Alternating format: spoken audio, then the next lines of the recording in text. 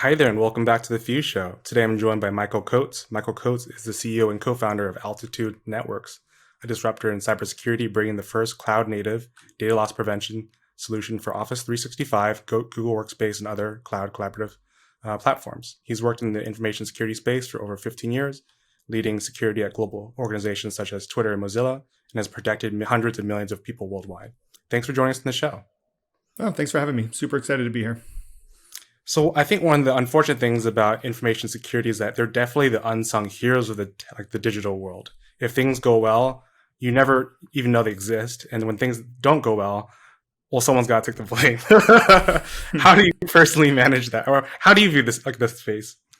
Oh, it's a very good point because it's a complex field. There's a lot of things happening behind the scenes, and the goal is to make sure things don't go wrong. So the only time you really know about them is when something does go wrong. So it actually ends up being a challenge for security leadership, saying like, all right, well, why do we exist? Why should you actually invest double or triple what you were investing before? Just because you didn't get breached yet, or even maybe know about it that you did. What else should we be doing? And I guess if you are into sports analogies, I sometimes think about them as like the offensive line in football. Like their goal is to make sure the quarterback doesn't get sacked so he can go and do something amazing, throw the touchdown, et cetera, because the company won't succeed, without that. But oftentimes you're not the MVP on the offensive line with that kind of visibility. Just one of the many challenges that you face in the field. That's for sure. Do you find it a struggle because I imagine a lot of times when you're in the selling process, a lot of people, I guess probably especially on the more less informed side, don't necessarily know the value of security. Like you only really experience the pain in your life if you yourself have led a company or a team and major information leaked out or almost leaked out. Like I imagine those people understand the pain point. But what about all the other organizations that are like, no, I don't need security. I don't need insurance. I don't need all these preventative measures. I know what I'm doing. What do you do in those sorts of situations? Yeah, there's a lot of ways to look at that. And I guess if I look at it from the lens I'm in now with Altitude Networks, the spot that we focus on is data security in these cloud collaboration platforms. And so we have quite the benefit where the question just becomes like, do you have a competitive advantage? Do you have intellectual property? And would that be damaging to you if that was exposed to the world or your employees took it with them as they left to a competitor? And I think that makes it a lot more real because so much of security is hard to comprehend. Like we think about cybersecurity like, oh, well, it's the Matrix and it's the virtual reality flying through the machines. And of course, that doesn't mean much.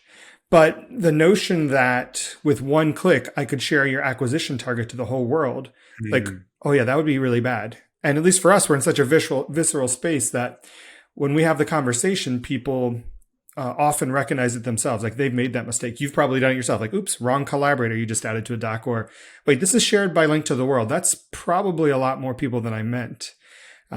So that's something very helpful for us at Altitude. But I think the meta point of it is in security, you have to take off your nerd hat and you have to say, why does the business care? And if I can't translate it into why the business cares, then it's actually a fair point is why they say no. Like the geek in the room shouldn't win just for its geek merits. Like there's a reason the business needs to care about it.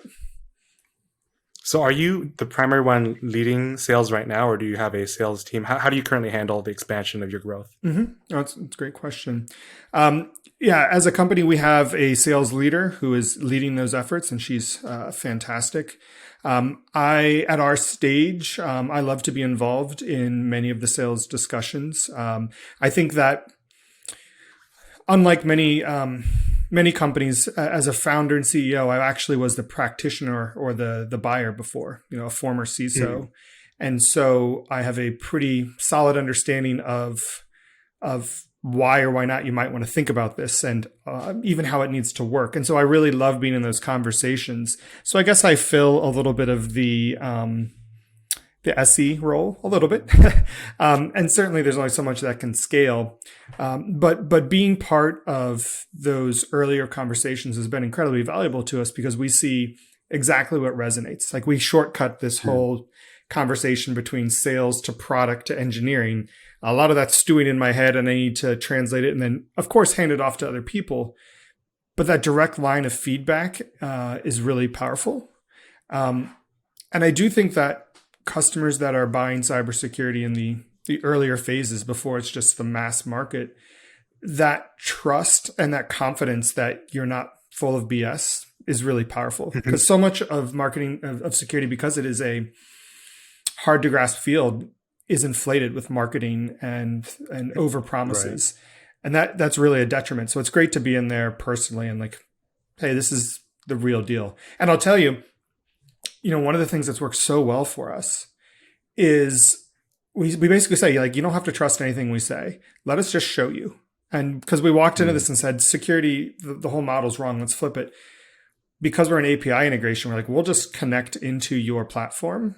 It'll take you 10 minutes, literally. And then we just show them what we can do. And that works really well. Like, let's just proof in the pudding kind of workflow. And I think anyone that's thinking about, freemium or other models like this, like it's fantastic to do even in cybersecurity. Was that your model from the very beginning, or was that something you experimented on and then converged on that idea? I think we had that from the beginning because it formed out of our early hypothesis or just our early strategy that the faster we get customer feedback, the better. And that's not obviously very much revolutionary thinking, but I think in an enterprise play where cybersecurity, sometimes companies will go into stealth for years and just appear saying we have solved all problems. It's a little counter to that. And that's been good. It's worked really well for us. So even at the very beginning, when we, raised our initial funding at the seed round, like we had working back-end integration and customer deployments where we're saying, hey, we're bringing the value of our technology. There's no fancy front end. We're going to come back with spreadsheets, but those spreadsheets are going to be filled with gold of things that our engine has, detected. And so after we saw how easily we could do that, and then we had an API-based deployment, very quickly we said, hey, we should put this as part of our model. Like the very first time, let's pitch what we do. Let's tell them the story, the scenarios we solve. And then let's say, hey, you probably want to have some firepower for budgeting. Like, is this a big problem? Is this a little problem? What if we could show you your board deck that's open to the world? We could all open it up if we wanted. Of course, we won't. Or what if we could show you an ex-employee that's stolen data and has a backdoor access from a personal account? And that's really powerful. That's what we do. And so almost every time we find a bunch in the first category, and more than a few times we find malicious insiders too. And so that obviously makes the conversation pretty clear from that point. Who's your target demographic in terms of size of company? Like, would a one person, obviously, I guess if you're a one person shop, it's probably less relevant, but where in the spectrum of one person to full on Microsoft level enterprise? That gets to another interesting challenge of the cybersecurity market, where almost every product that was built was targeted at big enterprises. And it would, as I would say, take them halfway there. Meaning that after you installed the product, you'd spend, months in professional services, you'd have engineers trained, and you'd have like people babysitting and configuring and tuning. And what I always found was that only big companies could afford to do that. And if it wasn't a space where a cybersecurity vendor existed, then the only other people that had a chance were the kind of coastal, more engineering-focused companies, and like, Twitter and Mozilla, like, all right, well, we have our security engineers. We will just build whatever we need ourselves. So when we looked at that ourselves as a fresh spot, we said, why can't we bring security to all companies? And so what that took was us to build it with ease of use as a top priority, where we actually do all the work, and the head of IT, the CEO, any of those people could use this if they wanted. Or a security analyst could use this in a bigger company. So to answer your question, we actually work with companies as small as like a couple dozen people. The reason is, one, the ease of use and the technology that enables us to do it. But two, in the new world of cloud collaboration, we've just flipped this model on its head of security. You don't have like a central point where someone says, yes, that's a good access to grant, I will do that. Now anyone can just share any document they want at any time. And you have like this exponential rise of challenge where after like 5, 6, 7, 8 employees, like you can't wrap your head around it anymore. And so you might have 20 people and your intellectual property might be worth tons and tons of money. And so boom, that's something you actually do want to prioritize to the top of your list. Thinking about some of the other security items may be farther down, but your core essence of a company being lost or stolen is pretty high priority. So there's obviously clear value in this space, but are you concerned about, call it, I don't know, Microsoft or Google building it into the platforms themselves? Is that a competitive fear? It's a good question. It's not much of a fear. They have built it in. And what they've done is kind of akin to what the cybersecurity market did too, is they said, we'll build something that is, quote, super advanced, but also means super hard. And it only applies to the biggest customers if they want to invest a ton of time and people and money. I see. So on one hand, the lower end of the market is completely underserved. And then on the other side, you walk up to those bigger companies and say, well, do you really want to invest 10 people on this problem? Or would you like to pay money and invest a quarter of a person? And that's a pretty easy trade-off. In security, capable humans are the hardest to find. And then the next thing is to use money. Can you solve this problem with money instead of capable humans? And so that's where if you can boil the problem down to something that can be solved with computers and money, great. Now, one other interesting element for us is that the collaboration space is not a monoculture. Companies will use 365 and Box or G Suite and Slack and other things. And so what you need is actually a solution that looks across all of them. Because if Bobby's bad over here, but then you're blind over here, that's a problem. You need to know across the board what's going on with your data and your people. So how did you find the competent people to build your early stage team? Hiring is hard. I think I'm not saying anything fancy to the audience here. One thing to realize is just to be crisp on what kind of people you need. Like, we don't need all of our engineers to be expert security engineers.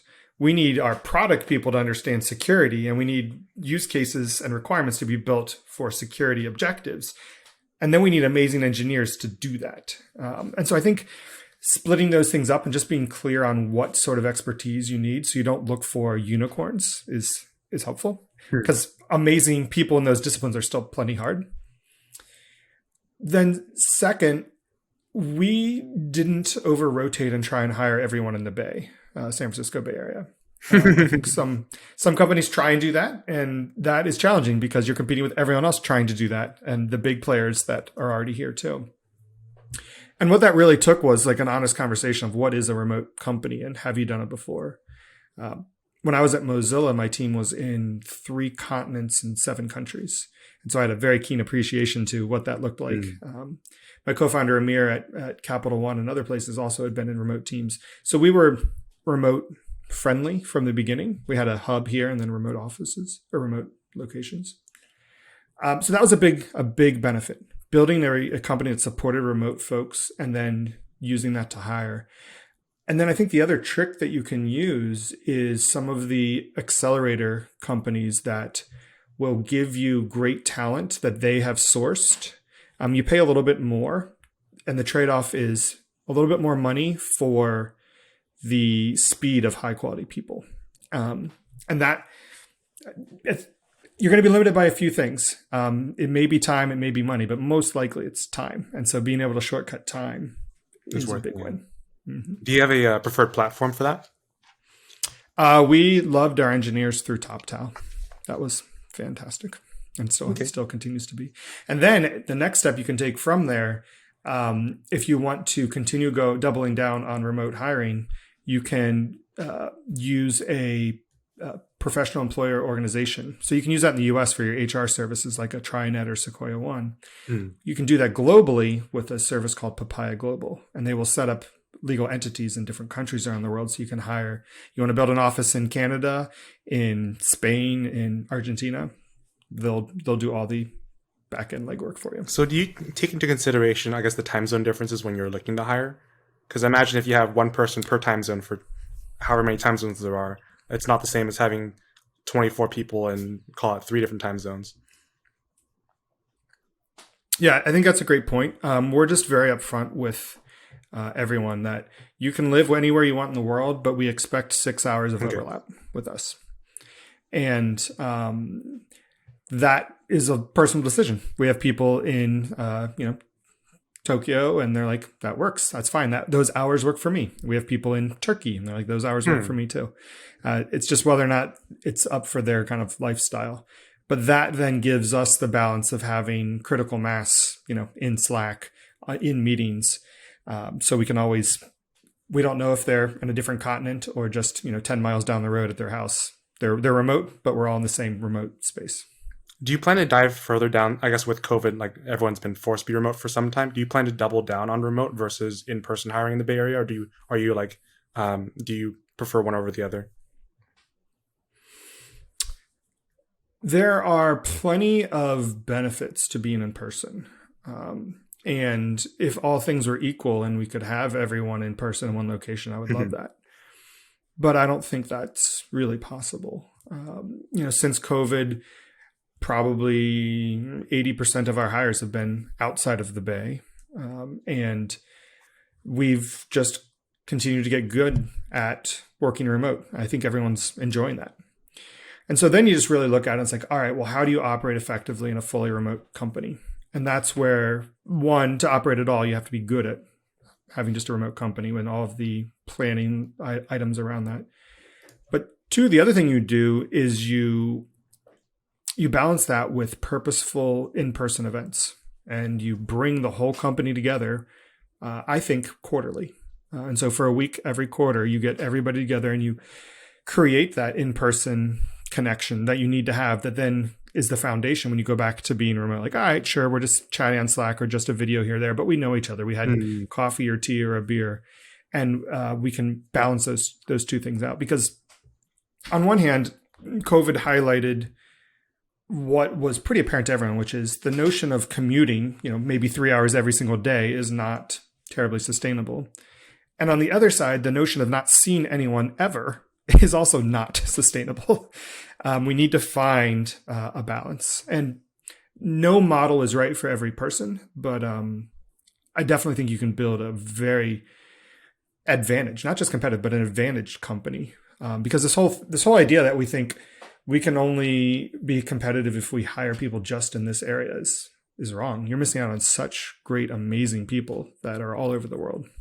So you mentioned earlier that there's the two parts. One part is the mixing and the hybrid, where you have at least some time where you physically see each other, and then the other part was the planning. Could you dive deeper in terms of what do you think a leader could do to better plan for a remote culture? It is doubling down on some of the items that are already good practices, but will fall apart even more in a remote environment.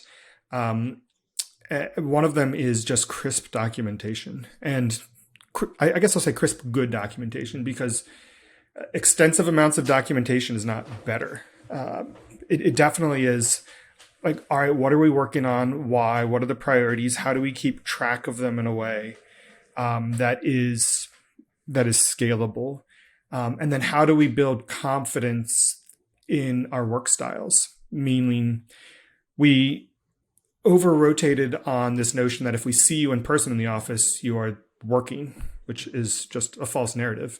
And so you need to build that trust and confidence that it is, in fact, results oriented. Like, you will be doing laundry occasionally. You will have a plumber come by. You will not be at your desk from time to time. And that shouldn't spark a panic of, oh, is this person still doing things? Are they taking advantage of us? So a lot of that trust, the documentation, the understanding the results, and then establishing some norms. Like, well, how available should you be? Like, should you be available for a ping at all times? Probably not.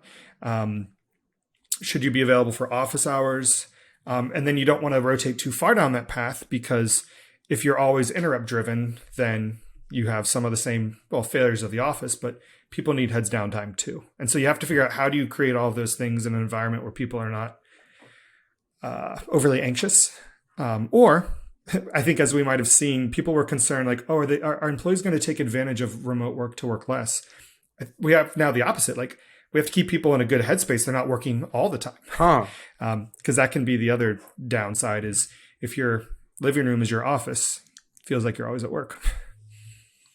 Do you do internal surveys on stress levels, I guess pre and post COVID, and have like good barometers of how they compare? It's a great idea. I can't say we did. I think that there's always a healthy conversation. Like you should be having one-on-ones that focus on everything. It could be like, how are work projects going, to just like, how are you doing? Like yourself, like what are stressors? What are successes? And so I think those are important. And then I purposely meet with everyone in one capacity or another on a different cadence, just so even if they're not reporting to me, obviously directly, they have a chance to have some FaceTime, and I can ask some things like that. Like, how is the remote setup working for you? What kind of things have you found helpful or challenging? Things of that nature. Can you walk me through how like life is different now as a CEO of a security company versus as a CISO? Oh yeah, for sure. And one of the things about cybersecurity is it very much depends what kind of company you're in to what kind of CISO you were. So I was in enterprises doing largely, defense of the enterprise. So Twitter and Mozilla, things like that. You can imagine a CISO who is at a security vendor is both defending their company, but also doing a lot of evangelism, talking about the merits of their product. So there's different flavors of CISOs for sure. One big difference for me personally was, my job now doesn't have as much influence by geopolitical events that come on the news every single day. Now, that may have been a more unique factor. Are you more or less stressed now? Yes, exactly. That's usually what joins that question. Like, I'm Okay. stressed differently, but not necessarily more by nature of just being a founder. And I think one of the biggest differences is, as a CISO, and I think you alluded to this, you are an unsung hero. If you're doing it well, you're doing great things that enable the business to move fast and take intelligent risks because they understand the trade-offs and the compensating controls. If you're a bad CISO, then you're saying no to things and shutting stuff down, and nobody likes you, and probably rightfully so. But then the flip side, as a founder CEO, you're thinking about all the things that are very visible. I'm like, all right, so we're building something that is compelling and going to enable customers to protect their data and do all the great things they want to do.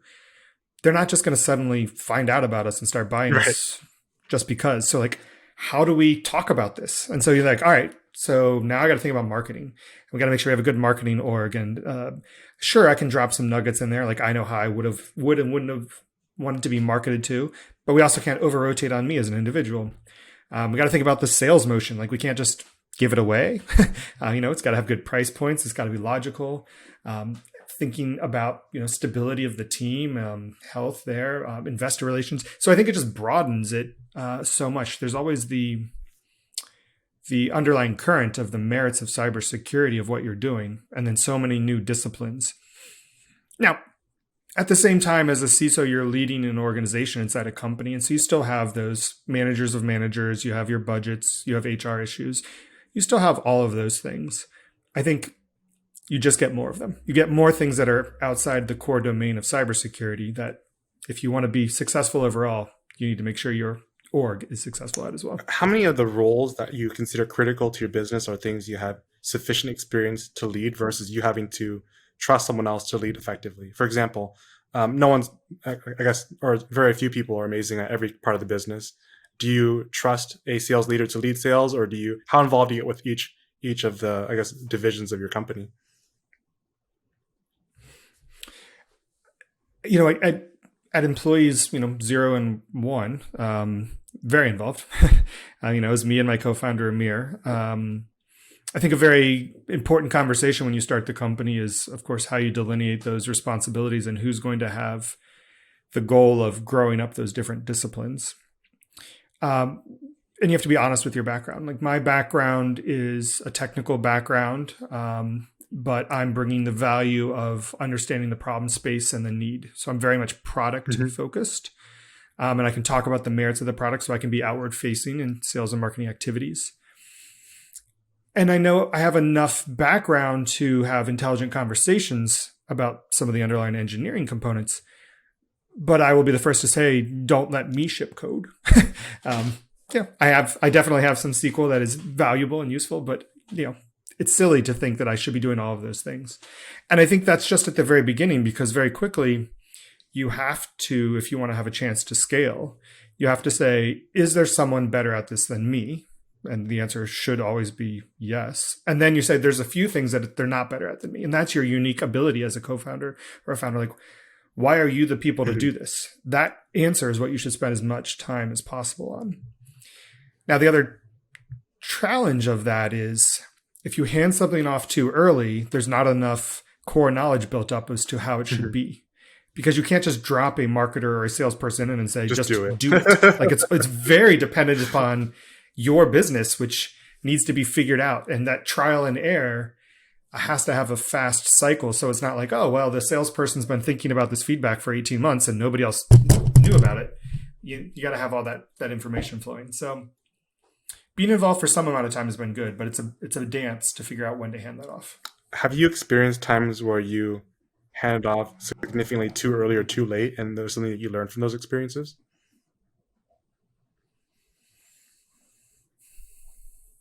There's a lot of things that you learn going through founding a company that I call 6-month issues. And I call them that because I wish I knew what I learned 6 months sooner.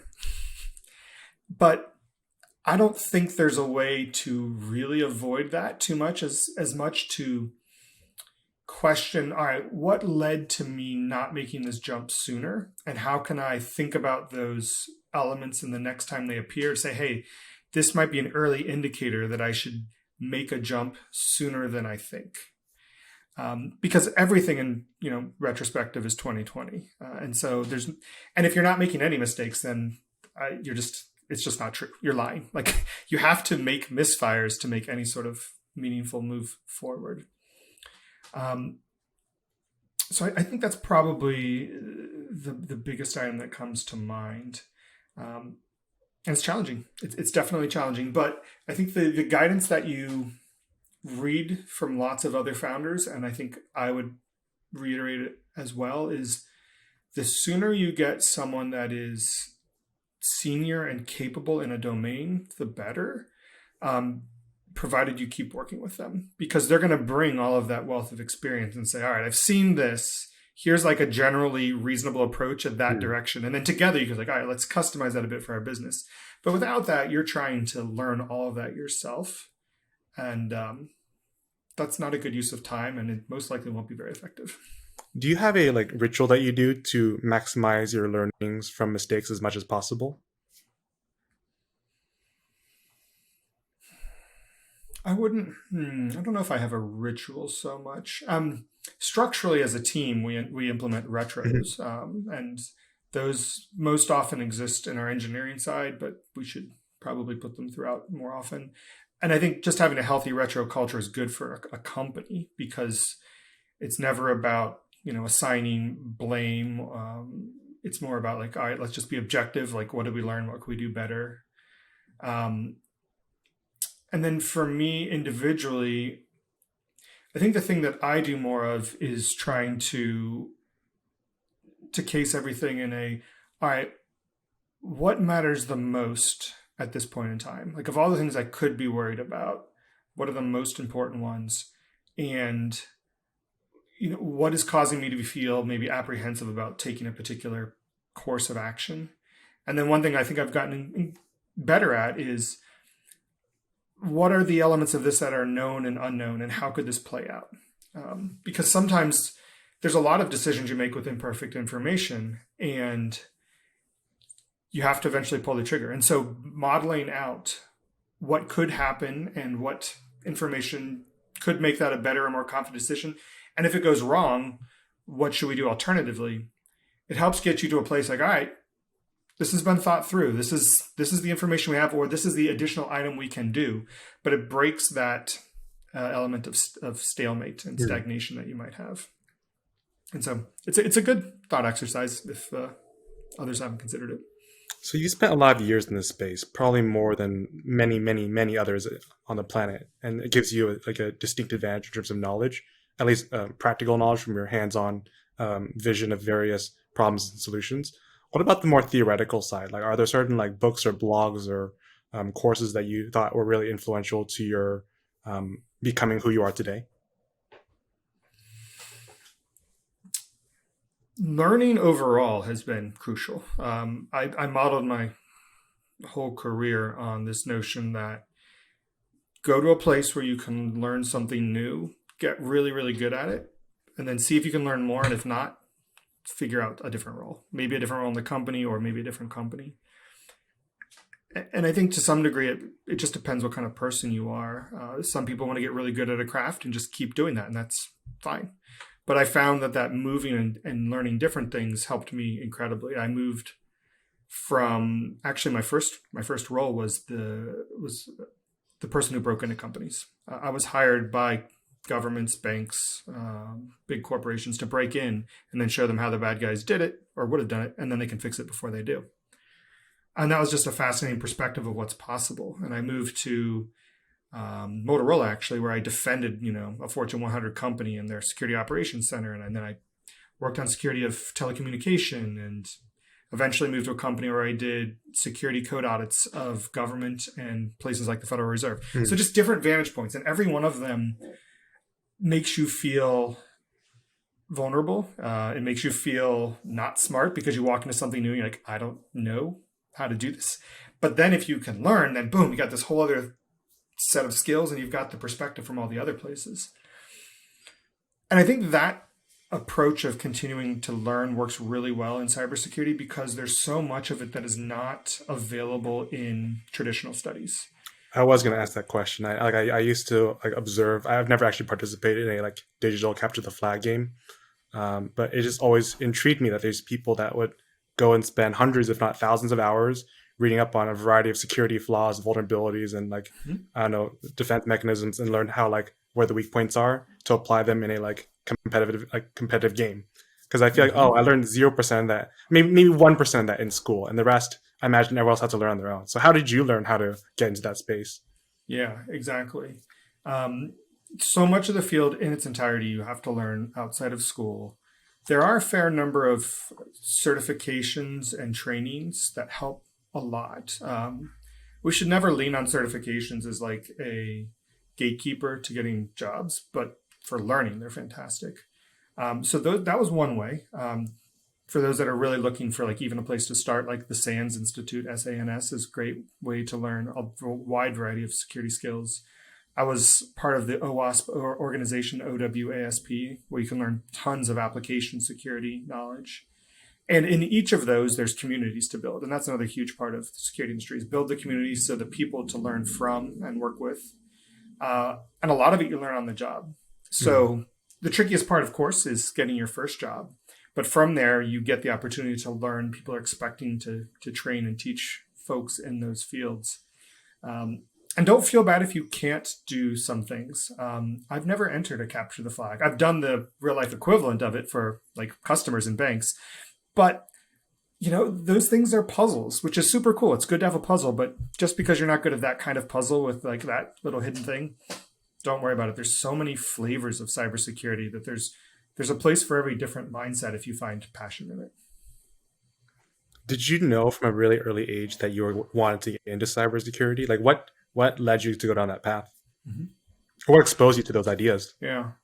I knew that I loved technology from an early age. I think everybody kind of has their PC story that dates them. I was in probably third grade, and my dad got like a 486, machine, and that was the beginning. And the reason I had to tinker with it was because I wanted to play video games, and you had to swap the memory with boot disks.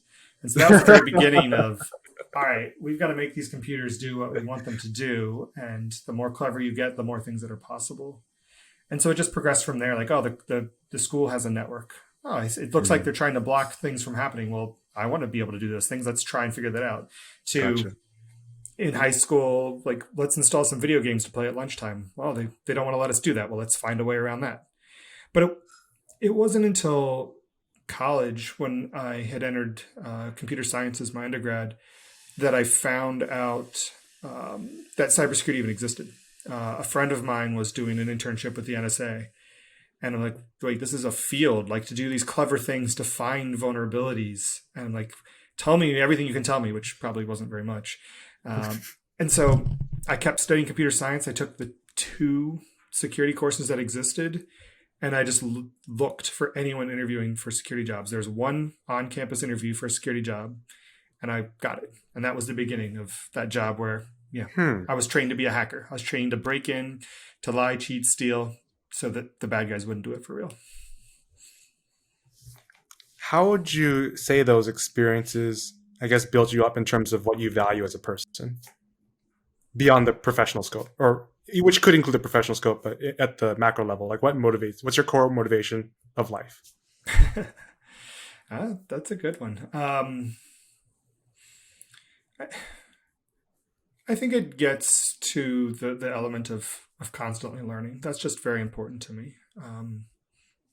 Looking back, I actually found that after leaving, university, I felt kind of dull by the fact that you weren't constantly learning new things. And maybe I took that gap and drove it into my career and said, I just want to keep learning. And that's been fascinating. And then the other thing um, that I took from my career that I think is applied a little bit more broadly in life is the initial place in which you have impact can just be the beginning of it. And so this was this transition from in security being an individual contributor to eventually leading a team to leading an organization, and you can see how your impacts multiply. And that's been interesting because then you start to look at other things in the world and say, well, I could certainly do this as an individual, but what if I could rally a lot of people behind something? Um, and the only thing holding you back a lot of times is really trying. Like that's another thing. Like it's just amazing. Like if you just start chugging down that path, you could be successful to figure it out. And I think the one way you've learned that is by being in a lot of situations where you feel like I'm doomed, I'm going to fail, and you figure out how not to. And maybe a bunch of times you fail too, but that's good. How do you know it was the right moment for you to transition from, I mean, to be fair, like a lot of Silicon Valley corporate roles are incredibly comfortable. And to take a risk and to start a startup is the exact opposite of that. Or for many people, it's the exact opposite of that. How do you know personally, this is what I want and I'm ready to make that jump? Mm-hmm. I think that's a very correct point. I debated that for quite some time. On one hand, in my mind, for many years, I knew the idea of starting a company was very appealing. Like this idea of going off and not being just the offensive line, like not being the unsung hero, but saying there's no limit to what we can do. Like if we're successful, we can just keep going. Um, but some of it was also I had a very exciting role that I enjoyed, and certainly a lot less risk in my life. That was a much more stable career. The thing that I ultimately boiled down to was I asked myself, when I look back in 15 or 20 years, would I regret it more that I took the chance and maybe even failed, or that I didn't even try? And I think that was finally the thing that said, I don't want to look back and think I couldn't even take the risk. I want to know that I did it and learn everything I could. And then, Hmm. security's still going to be here. It's not going anywhere. There'll be plenty of work to do. But that was really the biggest motivator. Something I also noticed that even if like companies do fail in Silicon Valley, the experience you build up along the way, Mm-hmm. it has like a soft landing somewhere. Like even if you become you're just a better consultant than you were previously. You're a better CISO than you were previously from the experience that you've had in this position. And the same can be true at different levels of degrees for whoever just joins your team at that early days. Mm-hmm. Even you can't, yeah, even if a company fails, you can't Google the company anymore. Those experiences like live on with you. Yeah, it's the learning that you have every single day is incredible. We talk about startup time. We're like, all right, what are you going to be doing in 5 years? People, and I'm like, well, wait, 1 month is equal to about a year in the corporate. So the startup month is a year, and so you every month that goes by, like there's so many learnings you have as a founder or as your point, like an early leader of a different domain. And it's so much value. Like I would look at everything I did previously with more information and more experience. And so you're right. No matter where you go from here, you've learned a ton. I know it's a relatively early days of your company, but can you ever see yourself like going back to the world of corporate, or do you feel like you have like permanently locked on to this idea of entrepreneurship, be it this idea or some other one? That's a tough question. There's a lot of opportunity for good thinking and strategy and cybersecurity leadership. It's a very immature and new field. And I definitely like being in there with what I think are the most important skills, which is basically being a business enabler. And I know a heck Hmm. of a lot more about that now. So I think there's a lot of opportunity there to explore potentially. But I also really like all of the different moving pieces that are exposed to me in this role. I like having a part in the product and in the marketing and in the sales. Um, I love when we deploy at a customer and we've like, hey, we just protected you from like massive breaches. Look at this critical information that would have been detrimental, hugely detrimental if it was leaked, and we protected you. That element of success and making your customer successful is so awesome. So I would probably think very deeply about what kind of place I could be in that would merge some of those things together. And if you read the news any day of the week, there's no shortage of need for us to get cybersecurity right. So happy to contribute to that in any way I can. So one of the things you talked about earlier was serving on the board of OWASP. How did that happen? And like, what's your favorite thing you get out of working with this Mm-hmm. group? What I love about OWASP is that it's a global community. It's a nonprofit that is organized with the mission of making application security more visible for more informed, risk decisions. And it was, created back in 2002. I should get that right. Um, Back when the notion of application security was, shrouded in mystery and was actually being, used to spread fear and uncertainty and doubt. And the first step of security is just understanding the things at play. And so being an organization that is educating the community, the global community, raising awareness, building networks of people to share their experiences, that resonated a lot with me. I really enjoyed that. And Hmm. I made my beginning in the application security space, heavily leveraging this organization to the point where I was even in their summer of codes doing research, coming up with new ideas that were part of their funding. Um, and as that progressed, I found myself wanting to be involved in the organization too. So being on one of the committees, and then ultimately, when an opportunity arose to try and run for the board and be on that organization, it's like all things, though, it's fascinating. In technology, we've got a bunch of people that are very great at technology, and then we come together, and those technology leaders are leading an organization. That's a very different set of skills, and so we had lots of growing pains there. Of all right, these are some different muscles we need to flex. But last I checked, that the organization was in over 100 plus countries around the world. And so it's definitely making its mark and has some of the most heavily referenced security information for application security. It's a fantastic organization, that's for sure. How do you balance your time between Altitude Networks and OWASP? I imagine that's a lot of responsibility on your plate. I think that a lot of that was planning. My time at OWASP wound down prior to starting at Twitter, and I think that was somewhat purposeful Gotcha. Okay. because I was investing quite a bit of time with that organization, which I enjoyed. But I knew that I wouldn't have the cycles to allocate that way with the CISO role coming. I have a family, 2 young kids. I just had to be a little bit more conscious about what cycles are going to go where and how many different projects you can do at Hmm. once.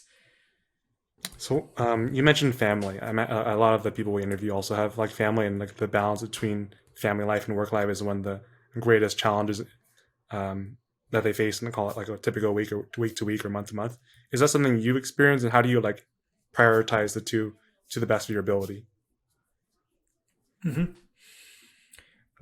From the beginning, Amir and I knew the importance of kind of like healthy individuals and healthy balances. We believe that people will do their best work when they are their Hmm. best, and that does not mean working all the time. It means a healthy balance of those things. And and we basically try to create a company along those lines. And I think that for me, like having dinner with my kids and putting them to bed is super important, and I'm better because of it. And sure, in the back of my mind, some things are processing. They're probably processing at different times. We're at the park. I know they are, but I'm still get to be present, and that's incredibly meaningful to me. And I think if I wasn't present in those things, the incremental additional hours would be not very helpful to the company and would in the end result in lesser Hmm. abilities for me. I think in the end it would work out much poorer. um, and I think if you do that for if you try and build that model for the company as a whole, you get better people that are happier and doing better work and wanting to tell everyone, hey, we're doing amazing things here and it's not killing me at all times. That doesn't mean we don't work hard. And that doesn't mean I haven't been up at 2 a.m. lamenting over something, or we haven't been burning the candle late to hit deliverables. But it does mean that we don't do that for the sake of Right. doing it because we think it's the right thing. So you mentioned wanting to treat your team well as a means of, I guess, attracting talent and retaining talent. What are some other things that you do within a company that you consider part of your core pillars, distinct to you as a leader versus adopting someone else's? For example, instead of adopting, say, like Twitter's cultural values, you have the opportunity to form your own ones now. So what do you value as a leader? When we were going to hire our very first employee, we documented our company culture. We did that knowing that the culture is not something you can prescribe, but that was our ambition. And by stating our ambition very clearly and telling people this is what you're going to get, we would have a much better chance of getting the people that would then reinforce that would become the culture. Um, and those things are still on our website today, but some of the more notable ones, ability to impact big change. We wanted people to know that when they walked in the door, we were going to give them something important and put our trust in them. We weren't going to bring you on and have do a bunch of bug fixes. Like, you were going to get a core component of the tech stack, and we're going to challenge you and we're going to prop you up, but you're going to get to have that exciting opportunity. Also, another thing that was very important to us was, and still is, of course, was diversity. And we've looked at different ways of capturing that. I think we started with the notion of diversity of thought, which I think became an overloaded term, and we moved away. So it's stated as diversity, but the meaning behind this, and we explain it more on the site, is the best companies have the most brilliant people, which bring different ideas to the table, different ways of solving problems. And if we hire a bunch of people that all have the same walk of life, they're probably going to think pretty similarly. So we don't want a bunch of people that look different and all went to Stanford. That's not much diversity. We want people that lived different lives, different experiences, and we want to cast aside some of these things, like this previous notion of like particular universities or even a university degree at all. Hmm. And we're really proud of that. Like, we have people that have lived and grown up in, as we say, 5 of the 6 inhabitable continents on our team, all sorts of different walks of life. And it generates different conversations and different ways of thinking about problem solving, which leads to really good ideas. And a company of people that I think you generally want to be around, which has been another thing that is really important. It's going to be a struggle no matter what. But you need to be in the trenches with people you want to be in the trenches with, not with a bunch of brilliant jerks, as one of the stereotypes goes, or people that just don't know how to work with each other. Hmm. Because you do have to be a team, very much to some degree. So I definitely see there's an increasing focus on diversity, diversity as the way you define it versus like visual diversity or diversity on paper. I guess the complications come at the detail layer, the actual like pedal to the metal layer, where like Mm-hmm. people don't necessarily state, or at least most applications I've seen don't state, oh, I've lived in 5 of the 6 continents. I was an adopted kid, or like I had like I Mm-hmm. don't know, like I invented something at the age of 12. Like you only, it's very rare to see that. So how do you look for it at like a practical level? Yeah. The one thing that you can dispel immediately is the excuse that, oh, it's a talent pool issue. Like, oh, the talent pool is predominantly this, therefore, of course, will be predominantly this. Um, That's a cop out.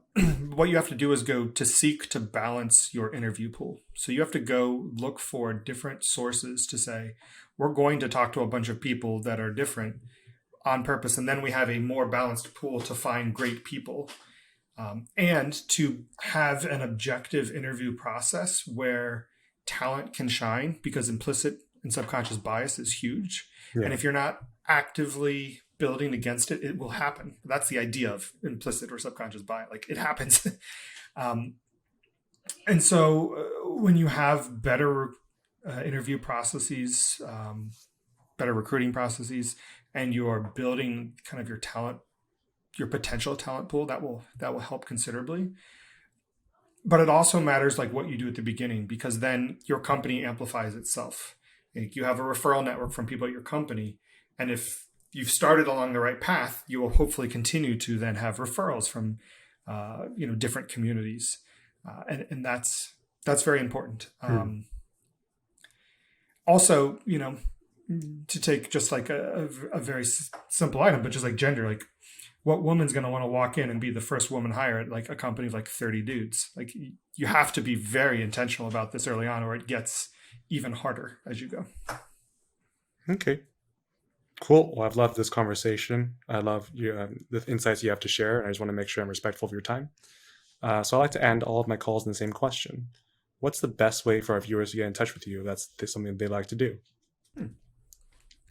As someone who's been, extensive on social media, there's lots of ways to get in touch with me. I'm on Twitter, _MWC. I'm on LinkedIn, but you can also just email me. It's michael@altitudenetworks.com. I think we all know that email is a bit of a tricky one, so email me a few times if you need to.